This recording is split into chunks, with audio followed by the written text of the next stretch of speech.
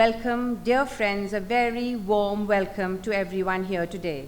Sunil joins me in welcoming all of you to this book release and photo exhibition. Photography has always been his passion, but the subject he has chosen now needs a story to be told. Save the tiger.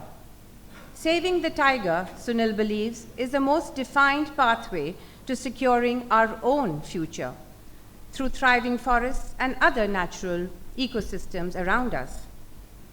To talk more about how the tiger paves the way towards healthy forests and water security, we have with us today a very learned panel who among them represent the whole framework that goes into the conservation of wildlife and forests. Thank you so much.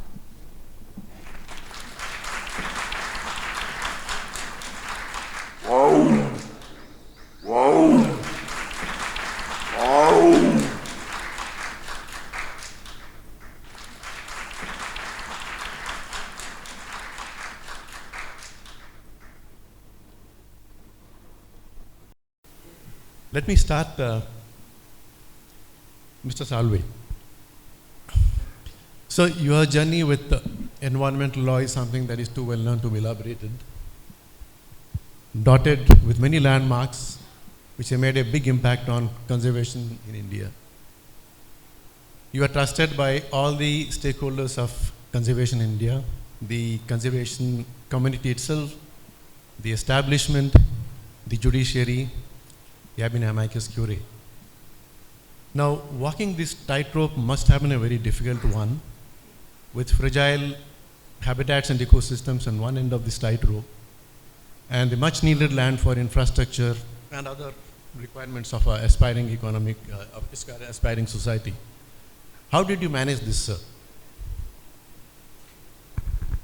I think we need to put matters in perspective. I've been privileged, I've been fortunate to be the voice for people like Ullas and his colleagues and other similar people who not only have the domain knowledge, but who have the passion for conserving wildlife, for conserving nature, for conserving our forests. It is these people who are the warriors of Mother Nature. It is these people who have dedicated their lives to working for conservation. And if today this beautiful animal is not extinct, if today there is still flora and fauna, and if today India still has forests, it's thanks to all these people. I think it's a matter of great pride that when we, I think at the time of independence, it was over about 40% of India was under forest cover, roughly 40%. When Mrs. Gandhi brought in the Forest Conservation Act, it was 30%, and by, less than that. And by 1996, when we started the Godavarman case, I think we were down to 8% or 10%, of which the real forests were 3%, which were only in the reserves. That is the rate of decline. I'm given to understand from the Forest Survey of India that at least the decline has stopped and there has been a marginal increase in forests. So yes, we have used the compulsion of law. For years, every Friday afternoon, the court would sit for 2 hours and hear it on application by application, zone by zone, state by state, and make sure that the states followed the law and stopped deforestation. You know, the forests are too important a place to be left only to the foresters. And it's very important that there's an element of human touch to that. Now that human touch is important, but it must be based on the carrying capacity of the forest. And it's very important because tigers are the most iconic, they are the most majestic, they are the most charismatic cat ever born, and it's very important that we preserve them. Since we started the Project Tiger, and I'm glad Harish is here because he's been the amicus curiae in the Godavardhan case and so on. Now, when we started it, there were just 1,400 tigers. Today we have almost 3,500, 3,200 odd tigers. So it's been one of the most successful, actually Project Tiger as he rightly said, because of people like Ullas, it's been possible because of sheer passion, the commitment, the devotion. I mean, they live their life on tigers. And it's been possible because of that. It's not just been possible because of the foresters. But one important thing is that there was an institutional mechanism in India. And it was possible because of this great partnership, because of people with immense amount of commitment. But I've always believed in my life that forests are too important to be left to the foresters. It's important for citizens to go to the forest, own the forest.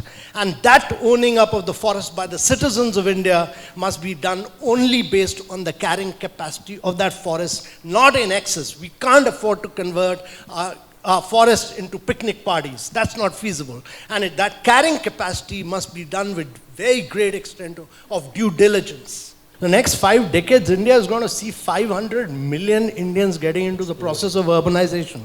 I mean, India will be creating 2 Americas. So it's important, you know, every minute there are 30 Indians moving from rural areas to urban areas.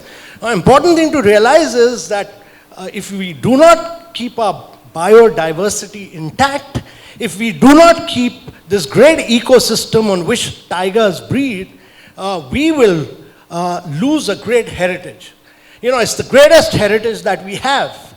And this magnificent animal is something to be really taken care of. And therefore, this human-animal conflict, which we'll head for as we do unplanned, unsustainable urbanization. And therefore, to my mind, it's absolutely necessary that despite the law, it's the ownership of the citizen. I've been a long-term believer that, you know, when we had the Project Tiger started, there were just 9 tiger reserves. Today you have 50 tiger reserves in India. You have 71,000 square kilometers under Project Tiger. So today you need citizens to take ownership of the forests, and that's very important to my mind. Any good project, and this is one of India's most successful projects. Project Tiger has been the most remarkable success story of India, to my mind. And for this to remain a great success story, the citizens of India must play a key and critical role. And I just want to compliment Sunil. Today he's demonstrated, you know, his remarkable exhibition. I mean, I was fortunate to see this. You know, that what a positive, constructive man he is to take some of the most remarkable photographs and put them in one of the most astounding books I've seen in recent times on the tiger. So congratulations to Sunil. Thank you. So, turning to Sunil Gadhoke, the star of the evening, the man of the evening. You say that you would like to use the book as a means to fight the imagination of generation next, to look at tiger conservation and through it towards India's ecological security. Can you tell us how you would like that to happen?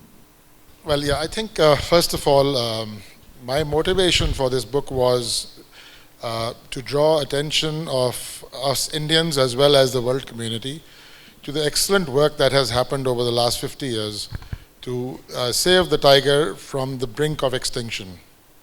While in the same period of time, there were many other countries who have lost their tigers, and those that remain outside of India are mostly in the critically endangered zone. So that can put things in perspective today, because we are really the last bastion for tiger conservation. And when we look at tiger conservation, I think a lot of you can ask the question, why do we need to put so much effort behind tiger conservation? It's just another animal. Of course, it is our heritage, but a lot of effort goes into tiger conservation, and there are only 3,000 about.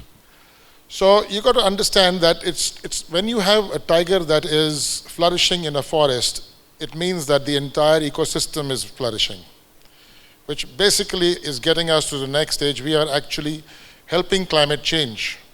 If we develop more forests and if we reclaim our degraded forests, we are eventually going to have tigers there, and we are therefore working towards climate change. And the next most important part, and as Amitabh also mentioned today, this is our heritage. And the young population of India, is we have the youngest population in the world, which is all growing up, and they're financially very well off. The need for tourism in these areas is going to grow. And as Amitabh said, there is so much carrying capacity that these forests can take. So there is anyway an emergent need to reclaim more land back into forest and develop those forests eventually for tigers.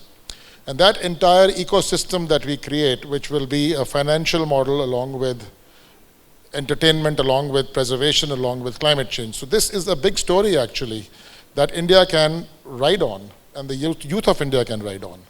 And ultimately, it's a win-win situation for everyone, I think.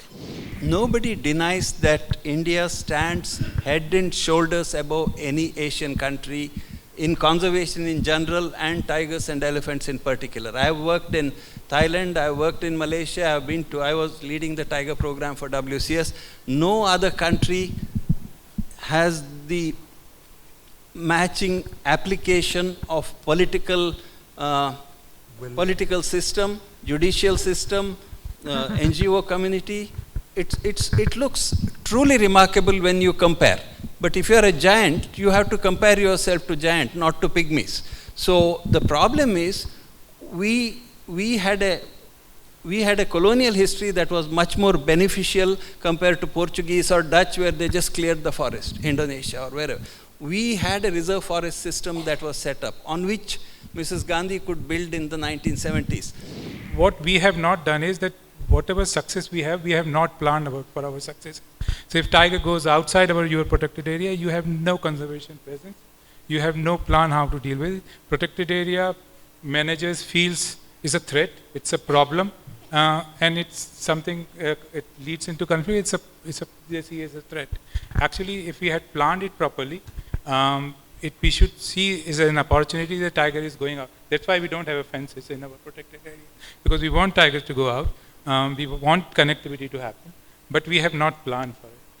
And that's where I was thinking that he was talking about tourism, and tourism could be a big driver in making conservation outside protected area very democratic, where people can participate. So you can have a very inclusive conservation models where an economic driver could be a tourism, which not all the money will come from tourism, but tourism attracts quite a lot of other source of income. Charities can come in, philanthropic investments can come in, private investments can come in, and that can make tiger habitat 3 times, 4 times larger than what you have, and it will be much more highly sustainable.